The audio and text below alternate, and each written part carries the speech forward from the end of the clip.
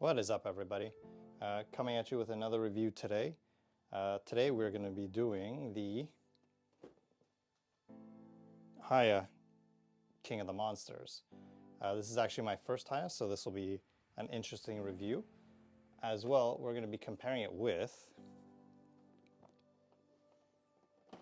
the Neca King of the Monsters Godzilla, as well as the S.H.Monsterarts King of the Monsters Godzilla. Alright, let's get into it. So first things first, we're going to open up the bad boy. I already cut the tape to make this a little bit easier.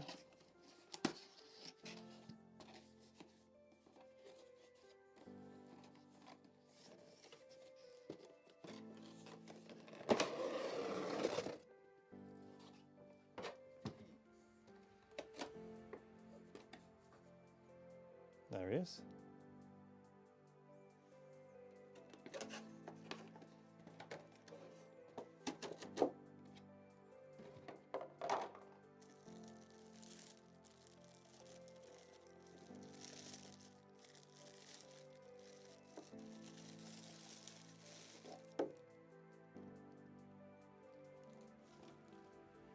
So first things first, he does have a few curled spines, which is a little unfortunate, but not the worst thing in the world. A little face on look.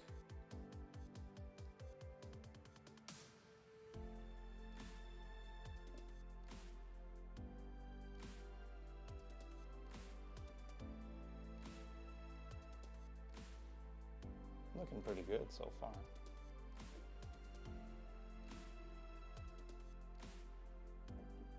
All right, let's get in a little closer. So just at first glance, what I'm really noticing is just the detail on the face. I guess it's because I'm more used to the S.H.Monsterarts head sculpt, which is not really the most accurate or the greatest. And I've seen plenty of photos of Hiya's work, but I've never had my own. This is my first one, so to actually see a lot more of a screen accurate Godzilla face is actually really refreshing, and I'm actually really impressed with the way it looks too. And I wanted to take a closer look at it, and when we look at eyes or anything like that, they're really, really well done.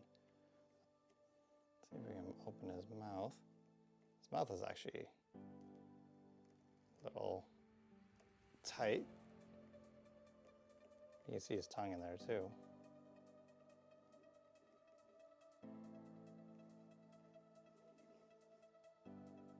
No, it's looking really, really nice.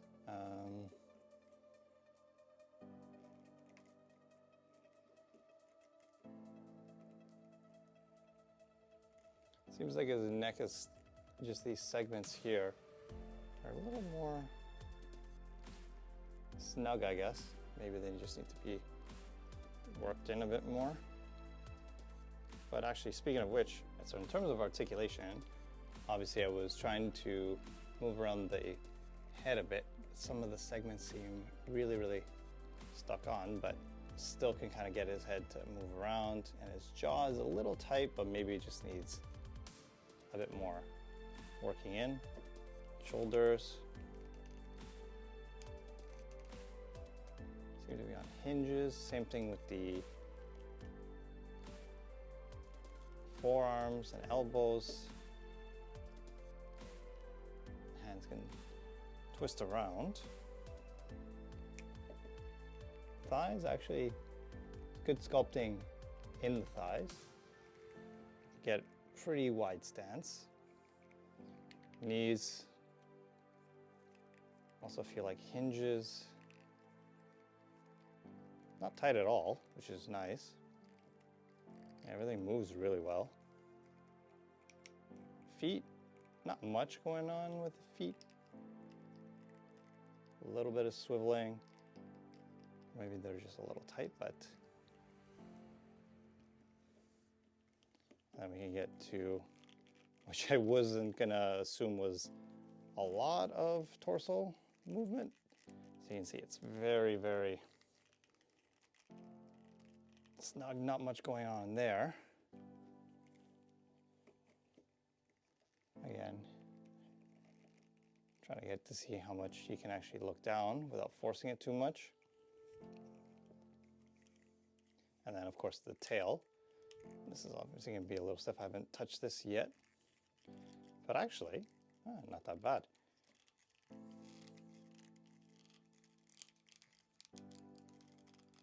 I'm able to get some good range with it. Again, I think it just needs to be a little bit more broken in. Seems like this last segment here, and just a little bit in the middle. But actually, overall, feels incredibly solid. I mean, it is a chunky and hefty feeling figure, so that's great.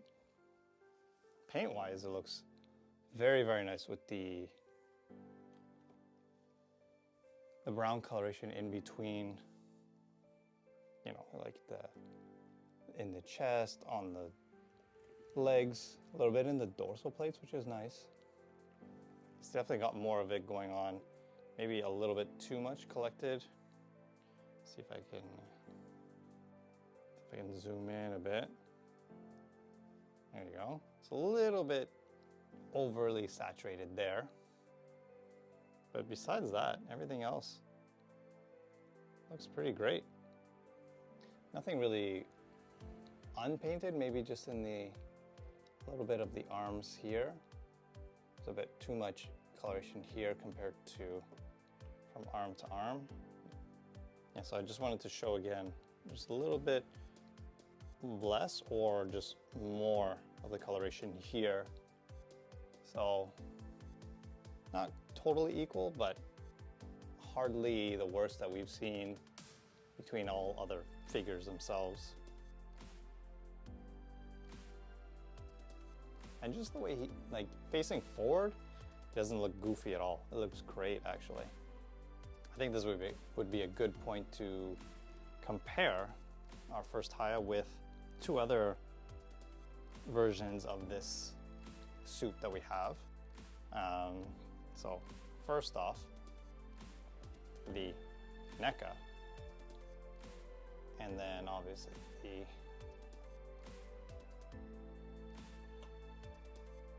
S.H.Monsterarts.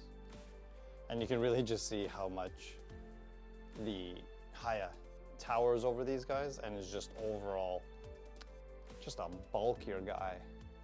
So let's get into some more close-up comparisons.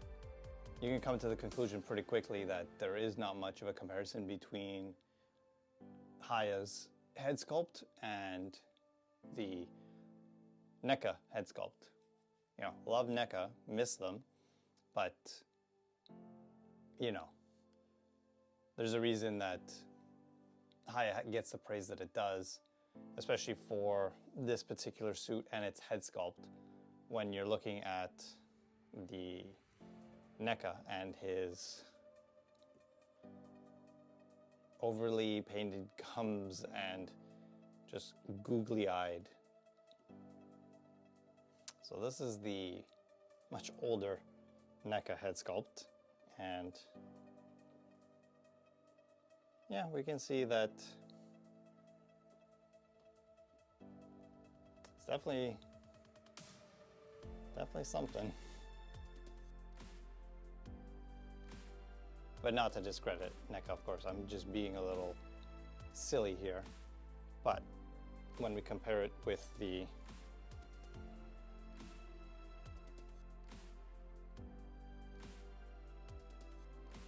yeah, it's not really much of a contest there. So when looking at them side by side, the sculpts themselves are not, you know, bad on the Neca side. Again, Neca at the time was also, like Hiya, very affordable when it comes to these Godzilla figures when compared to, say, S.H.Monsterarts. So the spines themselves and the dorsal plates are done fairly well. I even like the paint job that Neca did. Obviously the colors you can see are very different, where the Hiya is a lot more gray with the brown, and Neca's is more of a black with a kind of like greenish color. And in terms of overall comparison of size, yeah, the Hiya kind of towers over the poor Neca version. But even with the limited articulation that the Hiya might have, I think even the Neca has about the same, articulation when it comes to arms. His neck is all just one chunk piece here. His head is attached up here. And he has the same kind of jaw. Does have a lot more swivel going on. But legs, there's more just swiveling going on and not so much an actual gap.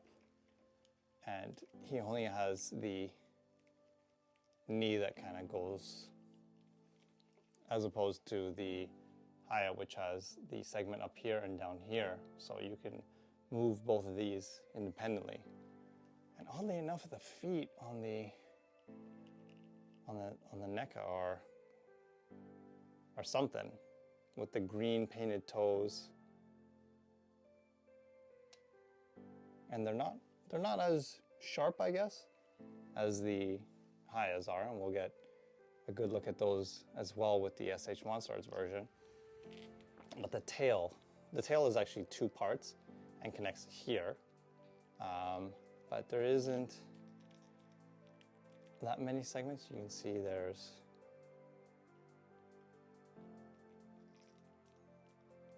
can almost see that each part is kind of connected on its own. Yeah, I'm making it blurry, but you kind of get the idea between Neca and Hiya. So I guess we can kind of introduce a sculpt that has been, I guess, with a little modification, used to death at this point by S.H.Monsterarts. And yeah, the Hiya kind of just towers over this one as well. Detail-wise, of course, it's hard to beat S.H.Monsterarts. And you can kind of see, just even at the dorsal plate level, what the sculpting is like. Obviously, the Hiya is a bit more, I guess you could say, screen accurate, where the details on the S.H.Monsterarts are a little different, but you can definitely see the hand sculpting that goes into these. But of course, the biggest gripe that has plagued this particular suit is the unfortunate head sculpt. And of course, we've been growing tired of this particular head sculpt. And now that Hiya has kind of released theirs with the incredibly screen accurate head sculpt, again, even at this level, you can see a very big difference between the two. And yeah.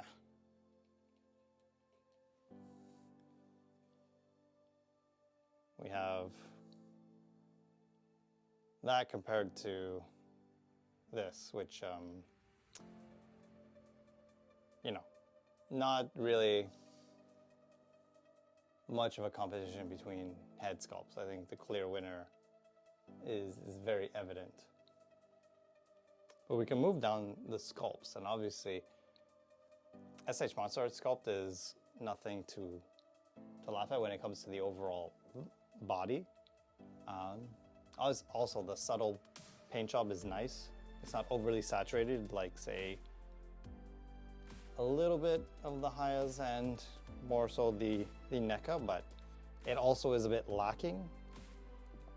On on the S.H.Monsterarts, you feel like there could be a bit more done to it, but in this light, you can actually see more just the subtleties with the chest and the neck. Unfortunately, mine doesn't have the color go all the way up on the neck, but that's just S.H.Monsterarts at this point.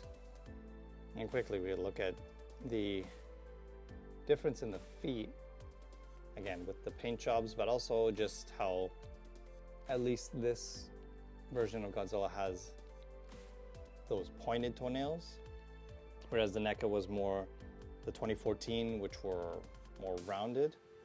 Both Neca and, both Hiya and S.H.Monsterarts nail this aspect of the suit.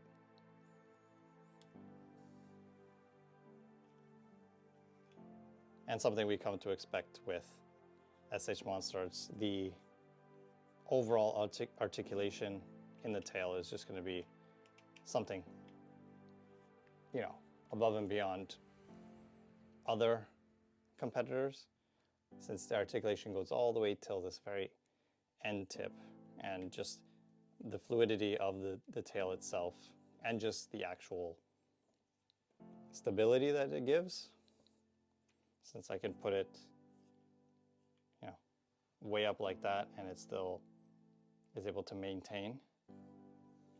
That's always something that we appreciate with S.H.Monsterarts.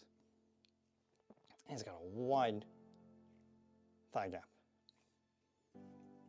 Yeah, articulation, obviously that's what S.H.Monsterarts is known for. Even just the neck that is supposed to aim all the way up so you can fire off the beam like in the movie. And just everything is just a lot, especially on my version, is a lot smoother, and you have way more range of motion. So overall, what do I think? I'm actually pleasantly surprised with this and with Hiya. Considering the price point, when we look at something like S.H.Monsterarts, which is more expensive, you get just a figure that is much bigger, much bulkier, and still retains a high level of quality.